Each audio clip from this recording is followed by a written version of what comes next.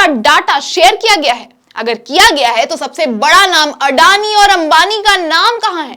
6,566 करोड़ के electoral bond में कहां है अंबानी अडानी? क्यों किए गए अंबानी अडानी के नाम इलेक्टोरल बॉन्ड से गायब? ऐसे कई सवाल इस वक्त इलेक्टोरल बॉन्ड के लिस्ट निकलने के बाद उठ रहे थे। लगे हाथ सुप्रीम कोर्ट ने एसबीआई को फिर लताड़ दिया। एसबीआई की हालत अभी ऐसे समझिए दोस्तों जैसे बदमाश बच्चे जैसी हो गई है। जब देखो पापा सुप्रीम कोर्ट सुनाते रहते हैं। सुप्रीम कोर्ट ने कहा आपने बॉन्ड का नंबर डिस्क्लोज क्यों नहीं किया? एसबीआई ने पुरजोर कोशिश की दोस्तों इस राज को छुपाने की, लेकिन सच को आप कहां ही ज्यादा देर छुपा सकेंगे। और भी कई सवाल हैं कि जब इलेक्टोरल बॉन्ड 2017 से 18 में स्थायी में लाया गया था तो 2018 से 19 तक का इलेक्टोरल बॉन्ड का लिस्ट कहां गायब हो गया? सब पर से दोस्तों पर्दा उठ गया है। एसबीआई की चालाकी तो खूब दिखाई लेकिन फायदा कुछ नहीं हुआ। क्या है पूरा मामला, आइए आपको बताती हूं। तो दोस्तों ध्यान से सुनिएगा। मोदी अडानी अंबानी के इस प्रेम गाथा में बेनामी इलेक्टोरल बॉन्ड के कारनामे, साथ ही इलेक्टोरल बॉन्ड से जुड़े सभी स्कैम जिसे बीजेपी और एसबीआई मिलकर छुपा रही थी। तो वीडियो को अंत तक देखना मत भूलिएगा। नमस्कार, आप देख रहे हैं देश नीति, मैं केटी भाविया।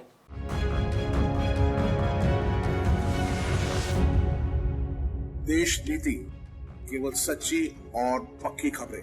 एसबीआई की ओर से कुल 22,217 इलेक्टोरल बॉन्ड्स बेचे गए और दोस्तों हर बॉन्ड के पीछे एक घोटाला है। ऐसे कई कंपनी हैं जिन पर ईडी सीबीआई की नजर लगते ही इलेक्टोरल बॉन्ड खरीद लिए उन्होंने। खैर इस पर भी विचार करेंगे, लेकिन आपको पहले मैं बता दूं कि गोदी मीडिया जो मुंह फाड़ फाड़ के बोल रही थी कि 337 पेजेस की इलेक्टोरल बॉन्ड के खरीद बिक्री की लिस्ट में अडानी अंबानी का नाम तो है ही नहीं, तो मैं आपको बता दूं कि इससे भी पर्दा उठ गया है। दोस्तों अडानी जैसे इतने बड़े उद्योगपति अपना नाम कैसे बता सकते हैं? तो इन्होंने अपनी सब्सिडरी कंपनी नवायुग लिमिटेड के नाम से इलेक्टोरल बॉन्ड खरीद लिया। और तो और आप देखिए कि कैसे धड़ाधड़ एक के बाद एक इलेक्टोरल बॉन्ड खरीदे गए हैं। अब क्योंकि मैं बता दूं कि इलेक्टोरल बॉन्ड आप 1,000 से 1 करोड़ तक की ही खरीद सकते हैं, तो इसीलिए 1 करोड़ की रकम को बकायदा एक लाइन से आप देख सकते होंगे कि धड़ाधड़ खरीदा गया है। वहीं अंबानी की दोस्ती भी मोदी जी से काफी प्रचलित है दोस्तों, तो वो कहां इस रेस में पीछे रहते। दोस्तों quick supply chain private limited के नाम से 410 करोड़ का इलेक्टोरल बॉन्ड खरीदा गया है। और अभी तो रुकिए दोस्तों, अभी तो पूरी लिस्ट भी नहीं आई है जी। अगर मैं इस बात को हटा भी दूं कि 2018 से 2019 तक की पूरी लिस्ट, एक साल की लिस्ट जो है इलेक्टोरल बॉन्ड की जो लिस्ट है वो एसबीआई ने गायब कर दी है, तो भी एक और झोल सामने आया है कि 13 मार्च 2024 को एसबीआई ने जब सुप्रीम कोर्ट को बताया कि कुल 22,217 चुनावी बॉन्ड खरीदे गए और जारी डिटेल्स में फिर आता है कि 18,871 बॉन्ड की लिस्ट उन्हें सौंपी गई थी। तो एसबीआई द्वारा 3,346 बॉन्ड के ये जो डिटेल्स है वो कहां है? कहां गए बाकी के इलेक्टोरल बॉन्ड के खरीद बिक्री की लिस्ट? क्यों नहीं बताया एसबीआई ने 3,346 बॉन्ड की लिस्ट के बारे में? क्या छुपा रही है अब भी एसबीआई और सत्तारूढ़ पार्टी हमसे?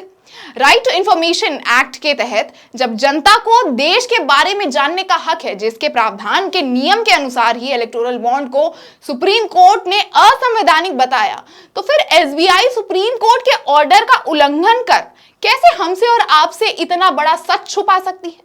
ऐसा भी क्या है उन 3,346 बॉन्ड में? वहीं अगर बात करूं कि 3,346 बॉन्ड के बारे में एसबीआई ने अभी तक कुछ बताया नहीं या चुनाव आयोग ने ही पब्लिक सर्विलेंस में जाहिर नहीं किया, तो भी इलेक्टोरल बॉन्ड 2017 से 18 में अमल में आया था और एसबीआई ने 2019 से 2023 तक की लिस्ट सार्वजनिक की है। तो कहां है 2018 की इलेक्टोरल बॉन्ड की खरीद बिक्री की लिस्ट?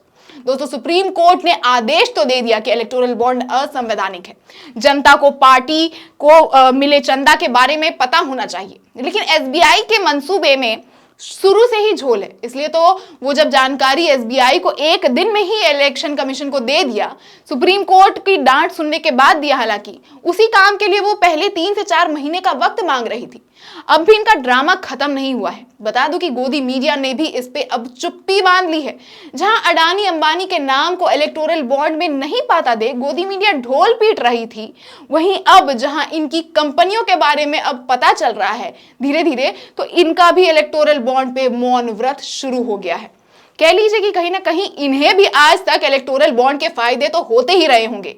बाकी अगर बात करूं कि क्या खेल हुआ है इस इलेक्टोरल बॉन्ड के बेचने के लिए, तो दोस्तों आप ईडी और सीबीआई के रेड से वाकिफ हैं। वही हुआ है, कई ऐसी कंपनियां हैं जिसपे ईडी या सीबीआई की रेड पड़ते के साथ ही उन कंपनियों के नाम इलेक्टोरल बॉन्ड खरीद के लिए जाते हैं।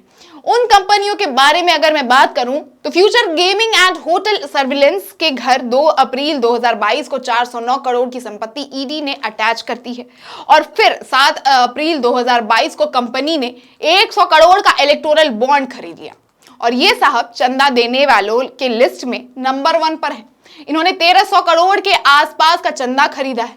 ये खबर देखिए, इसी कंपनी का है। लॉटरी स्कैम वाले जोस चार्ल्स मार्टिन के बेटे बीजेपी में हुए शामिल। ये ट्वीट भी देख ही लीजिए, बजट वाली मंत्री साहिबा के साथ लॉटरी स्कैम वाले मीटिंग कर रहे हैं।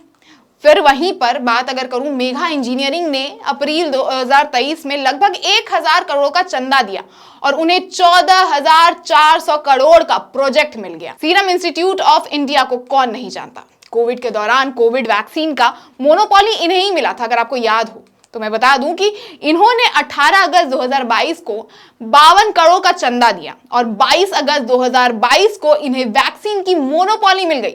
अगर आपको याद हो कि सरकारी एजेंसी भारत बायोटेक ने भी कोविड का वैक्सीन बना ही लिया था, इसके बावजूद सीरम इंस्टीट्यूट को सरकार कोविशील्ड का ऑर्डर दे देती है। अपने विभाग से लगभग 30% का इस्तेमाल किया और इन साहब से खरीद कर 70%। जनता मर रही थी, इधर धंधा चालू था। फिर दूसरी अगर केस की बात करूं दोस्तों, तो खनन समूह वेदांता ने 400 करोड़ रुपए से ज्यादा के इलेक्टोरल बॉन्ड खरीदे हैं और उसके बाद आप जानते ही होंगे कि बीपीसीएल वेदांता को सौंप दी गई थी। मतलब आप सोच रहे हैं ना दोस्तों कि गरीबी के सरदार मोदी जी अक्सर खुद को गरीब बोलते हैं, लेकिन लिस्ट देखकर लगता है कि चंदा मिलते ही बड़े बड़े उद्योगपतियों की ये गरीबी मिटा देते हैं। वहीं अगर आपको याद हो दोस्तों कि उत्तराखंड में 41 मजदूर 17 दिनों तक फंसे रहे थे, उसी की कंपनी नवयुग इंजीनियरिंग ने 90 करोड़ के बॉन्ड्स खरीदे और फिर मामले की जांच बंद करवा दी गई। जी दोस्तों, अंबानी अडानी ने तो अंधा पैसा लगा के खुद को विश्व स्तर पे खुद को 9वां और 17वां रैंक पर बैठा लिया है, क्योंकि वो जो सरकार से मांगते हैं उन्हें वो मिल जाता है। अडानी ने हसदेव जंगल मांगा तो गरीब दलितों के हक कुचलकर उन्हें दे दिया गया। अब वो सीलो स्टोरेज बनवा चुके हैं तो किसानों को मरने के लिए छोड़ दिया गया है। उनकी एक भी मांग पूरी नहीं की जा रही है। दोस्तों, ऐसी बात नहीं है कि लोग ऐसे स्कैम्स को नहीं पहचान पा रहे हैं। कई लोग ने ट्वीट कर लिखा भी है। आप देखिए, मंजुम नामक एक ट्विटर हैंडलर लिखते हैं, इलेक्टोरल बॉन्ड्स तो झांकी है, पीएम केयर्स फंड अभी बाकी है। फिर एक और ट्वीट में वो लिखते हैं, सबसे झूठ, सबसे अनपढ़, सबसे मक्कार के बाद अब सबसे भ्रष्ट भी 70 सालों में पहली बार। दोस्तों, और भी कई स्कैम्स है इलेक्टोरल बॉन्ड से जुड़े। सारे अपडेट्स आपको देश नीति बताता रहेगा। बाकी आप अपनी राय हमें कमेंट बॉक्स में जरूर बताएं और रिपोर्ट अगर पसंद आए तो इसे लाइक और शेयर भी करें और देखते रहें देश नीति। धन्यवाद।